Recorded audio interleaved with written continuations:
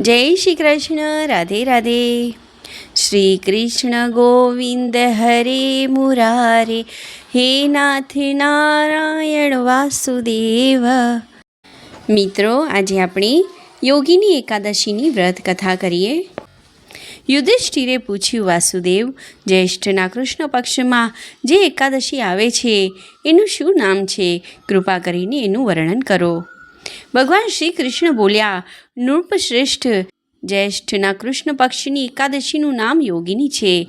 એ મોટા મોટા પાતકોનો નાશ કરનારી છે. સંસાર સાગરમાં ડૂબેલા પ્રાણીઓ માટે આ સનાતન નૌકા સમાન છે.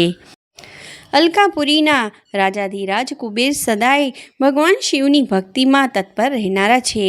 એમનો હેમમાલી નામનો એક યક્ષ સેવક હતો જે પૂજા માટે ફૂલ લાવતો હતો. હેમમાલિનીનું પત્નીનું નામ વિશાલાક્ષી હતું. એ યક્ષ કામપાશમાં બંધાઈને સદાય પોતાની પત્નીમાં આસક્ત રહેતો હતો. એક દિવસ હેમમાલી માનસરોવરથી ફૂલ લાવીને પોતાના ઘરમાં રોકાઈ ગયો અને પત્નીના પ્રેમ પાશમાં ખોવાયેલ રહી જવાથી કુબેરના ભવનમાં ન જઈ શક્યો. અહીં કુબેર મંદિરમાં બેસીને શિવનું પૂજન કરી રહ્યા હતા. એમણે બપોર સુધી ફૂલ લાવવાની રાહ જોઈ.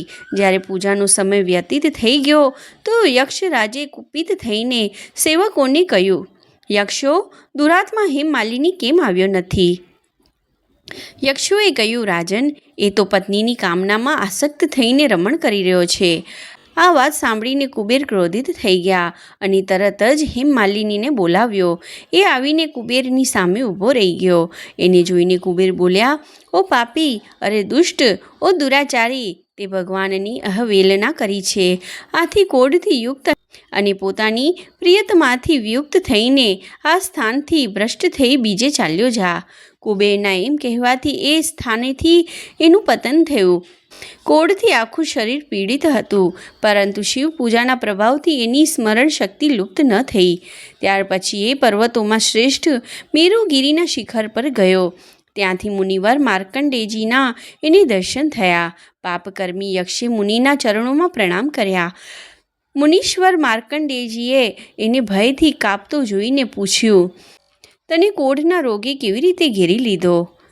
યક્ષ બોલ્યો, મુને, હું કુબેરનો અનુચર હેમમાલી છું. હું દરરોજ માનસરોવરમાંથી ફૂલ લાવીને શિવ પૂજન સમયે કુબેરને આપતો હતો. એક દિવસ પત્ની સહવાસના સુખમાં ફસાઈ જવાના કારણે મને સમયનું ભાન જ ન રહ્યું. આથી રાજાધિરાજ કુબેરે કુપિત થઈને મને શ્રાપ આપી દીધો. આથી હું કોઢથી આક્રાંત થઈને પોતાની પ્રિયતમાથી વિખૂટો પડી ગયો.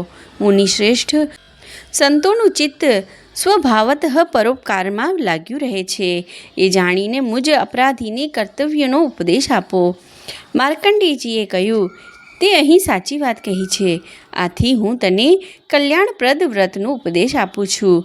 તું જ્યેષ્ઠ માસના કૃષ્ણ પક્ષની યોગીની એકાદશીનું વ્રત કર. આ વ્રતના પુણ્યથી તારો કોઢ જરૂર દૂર થશે.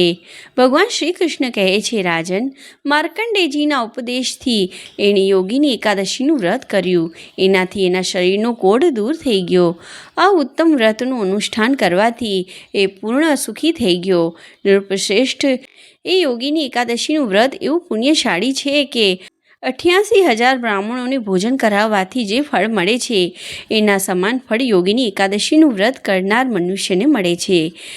યોગીની મહાન પાપોની નાશ કરનારી અને મહાન પુણ્ય ફળ આપનારી છે. આ મહાત્મ્યના પઠન અને શ્રવણથી મનુષ્ય બધા પાપોથી મુક્ત થઈ જાય છે. જય શ્રી કૃષ્ણ. રાધે રાધે.